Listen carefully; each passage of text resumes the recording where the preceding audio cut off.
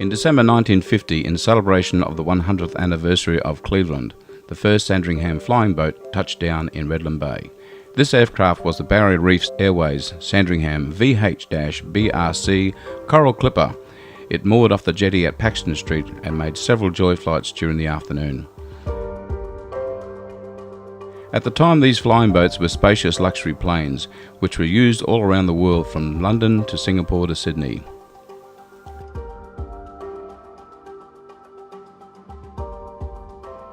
Three years later, on the 13th January 1953, the Army Minister, Mr. Francis, released the public announcement informing the Queensland Premier of Redland Bay's selection as the new location for Brisbane's new flying boat base. As quoted by Robert Menzies in 1953, Redland Bay was the only area with the necessary length of run and protective waters suitable for the establishment of a water airport. It is approximately 26 miles from Brisbane, but it is chosen in the absence of any near alternative site. The next day, Qantas announced an extension of their services to the Southwest Pacific with the opening of the Redland Bay Airport. Qantas also announced plans to provide passenger terminal facilities and offices in the Redlands Bay Hotel. February 1953, the planning of the runways, navigational aids, moorings and embarkation areas began. Planes would land on one of the three alighting channels. The main strip was over 3 kilometres long and was situated off Snipe Island. The northern runway was located off Victoria Point and the southern strip was located off Pankin Island, each strip respectively named after their proximity to each location. On the night of June 1st, 1953, the Qantas Sandringham VH-EBV, called the Pacific Warrior, carried out a night landing practice. This attracted a crowd of curious locals who watched the aircraft carry out manoeuvres. Flares were used to outline the runway in the darkness of the night. The Sandringham Pacific Warrior was the first aircraft to unofficially land at the new airport. June the 3rd, the Redlands Flying Boat Airport was officially opened by the Queensland Civil Aviation Director.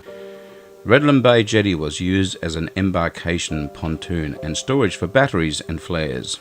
The DCA installed overhead lighting and launch moorings, making it suitable for embarking and disembarking. Ansett Airways, an Australian company founded in 1936 in Melbourne, had purchased Barrier Reef Airways to increase the flying boat services in Queensland. Ansett Airways commenced the first regular passenger service in the Redlands, with the Sandringham VH-BRF Beachcomber, which arrived from Sydney, Grafton and Southport at 5:15 p.m. on the 3rd of June 1953.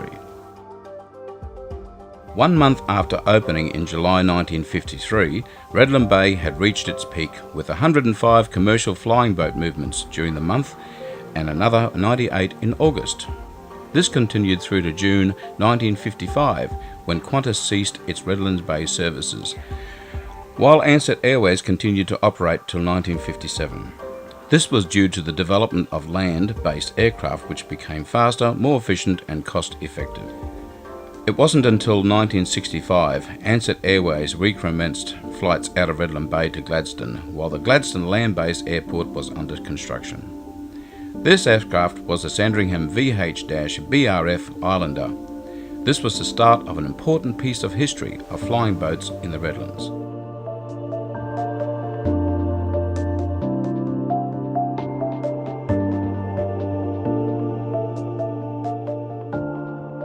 In late 2014, the local Redland Museum team were looking for an exhibition that would create more awareness of the museum. And in addition to the awareness, it needed to involve the local community and, most importantly, be construed as living history. Living history enables a community to relate to the events and contribute by way of memorabilia, memories and participation. With that in mind, and after extensive research, the Wings Over Redlands exhibition takes off. 1950, and that was to celebrate Cleveland's 100 years. They flew into the mud, just outside the correct. Bowls Club is? Or no, it landed at the old jetty there in Paxton Street by the courthouse. Oh, there's the courthouse. Remember the jetty that used to be there? Now they've pulled that down? Yeah. Yeah, and they used to do joy flights for the weekend. Okay. And that airline was called Barrier Reef. The overall scope of the exhibition is to relive aviation history in the Redlands, starting with the Second World War to current day, but with the main focus being on the Sandringham Flying Boat services. Yeah, it really happened. Even though it was a long time ago, 1953. Yeah. However, while many photos of flying boats were available, we had no large-scale models for static display, and the search was on. It was then that the local men's sheds from Alexandra Hills and Cleveland came to the rescue and agreed to build a large historical scale model of a short Sandringham as a centrepiece for the exhibition. So yeah, there's a lot of planning still involved, and there's a lot of activity need to be done before it's completed, but I'm pretty sure with the enthusiasm that's been generated and shown by particularly the Cleveland Mens Shed and the Alexandra Hills Mens Shed, it's going to end up a fairly good exhibition, I think. Good project. Yeah. Exactly. And in 30 years' time, I'll be able to go and take my grandchildren there and say, see, we did that. It is the involvement of the men's sheds with their demonstrated trade skills, their enthusiasm and the confidence in their ability to build such a historical display that will contribute to the success of the exhibition. Former Alex Hills Mens Shed President Matt Stevenson, with builder Ben Warner, coordinated the creation of the fuselage. Model now is at advanced stage, so we've got ourselves a shape. Before, when we looked at it, we just had a block. So now you can see we're starting to shape the keel underneath. There's this one, so we managed to get number 8 in place as the starting point. So we'll run our way down right the way through the whole length of this model. I'd say probably in about 6 to 8 weeks' time we'll have both elements come together, the wings and the fuselage, so we can try and match them and fit them together. So Eddie's volunteered to design and build the wings for us, which is good. So you can see what we're doing here today is trying to match up the design elements of the wings so that they match the design of the fuselage and the design of the propeller, so that will, or the engine hubs that will fit on the fuselage. So it should all come together. Cleveland Mens Shed was chosen to utilise the skills of their men creating the wings and propellers. This was undertaken by their master craftsman Ed Lumsdane, who has been building models of planes for many years. This was really a one-person project, and Ed was that person who had the necessary skills to tackle such a project. Ed is a member of the Cleveland Uniting Church Mens Shed, and when asked whether he could help, he did not hesitate. This is his passion. I've been introduced to this project of building the model of this short Sandringham for this display in the museum at the end of October. The project was introduced to the men's sheds, and the word passed around the various sheds if there were anybody that was interested in aviation and model aeroplanes and all that sort of stuff. And a friend of mine here, who I've known for over 40 years, he said, yes, there is a bloke here and he's just the fella for the project. And so I was told I was going to do this, and this is how I came to be. I've always had an interest in aeroplanes. My part of this project of Wings over the Redlands was to build this, or part of the model. My part of the project is to build the wings, and Alexandra Hills is doing the fuselage. This part, the centre section part, was going to Alex Hills, and my outer wing panels will be just sliding onto these dowels, so I can, when we're assembling the aeroplane, that'll be there. I'll bring the wings over and I'll just slide straight onto there. The screw goes in there and the wings are fixed, so there's no difficulty in assembling the model. Well, it's been a pleasure to be involved in this. There's been a lot of work trying to work out how I was going to do various aspects of it, and the best part of it is when you get a bit of visual progress and you can see the things starting to take shape. There's still a long way to go yet, but like in modelling, it always takes a lot longer than you anticipate, but then all of a sudden it's finished. My name is Leif Jensen. I'm from the Alexandra Hills Mens Shed. I joined the shed for 7 months ago, and one of the first things they asked me to do was helping Ben with doing up the aircraft, the propeller. So that was my job. I have been doing cabinet work for 63 years since I started. I started as an apprentice when I was 13, and there was no machinery, not much machinery at that time. Everything had to be done by hand, and in one way I'm very happy for that, because I can see when I have my cabinet shop here in Brisbane, I have had 25 young people that joining me for the apprenticeship, and they can't use hand tools at all. They can only use machinery.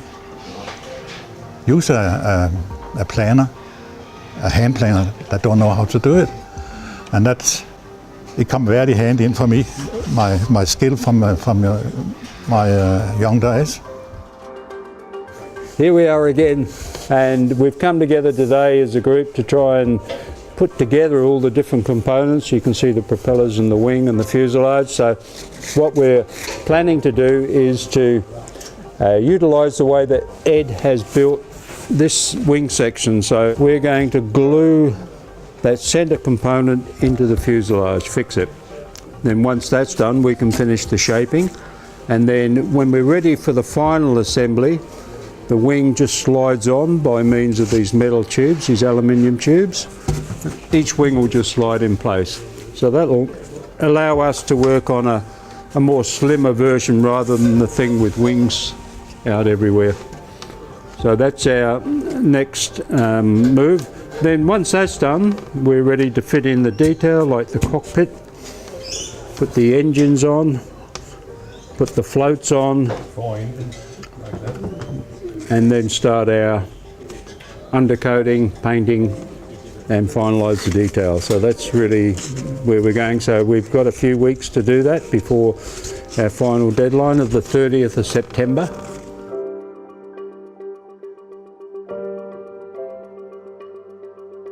Here we are back at the Alex Hills Mens Shed again. We've moved now from what we did before of shaping up the fuselage, and now you can see we've put the wings together onto the fuselage. That's the main body, and we've put the cockpit in, and trying to get all our final shapes up before we go for a paint finish, you know. So you can see that we're using plaster on the foam to fill in the indentations.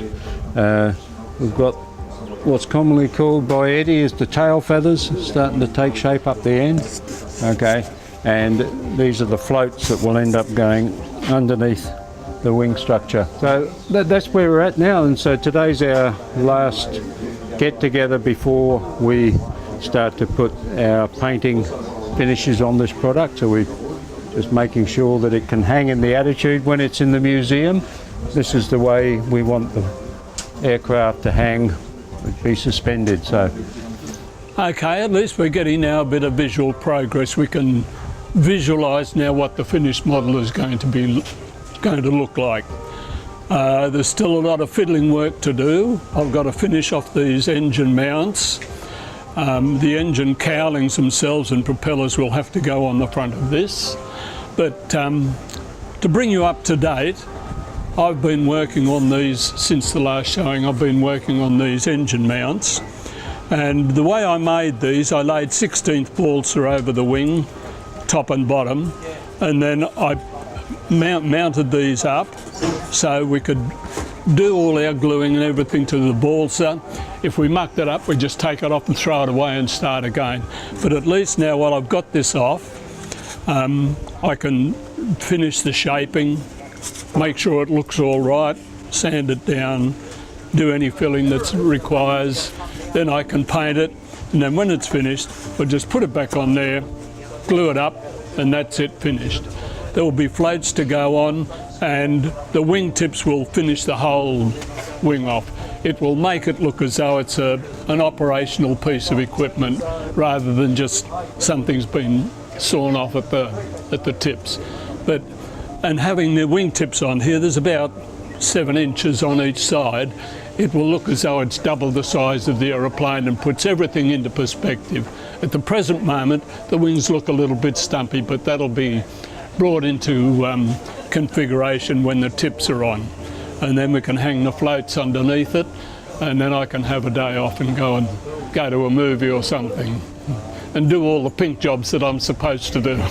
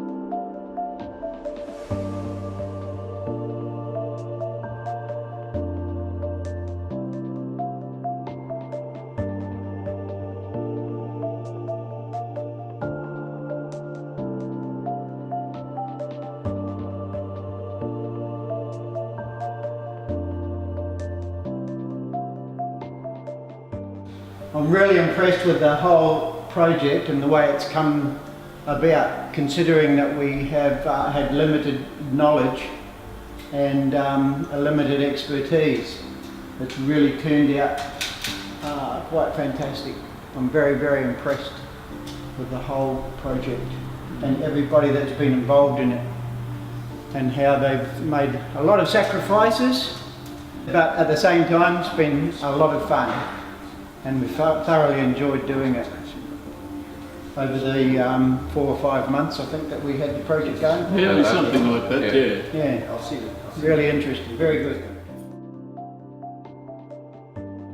The last Sandringham VH-BRF Islander took off from the Snipe Island Strip, flying a circuit north over Victoria Point, turning west and making a final low flyby before turning for Sydney.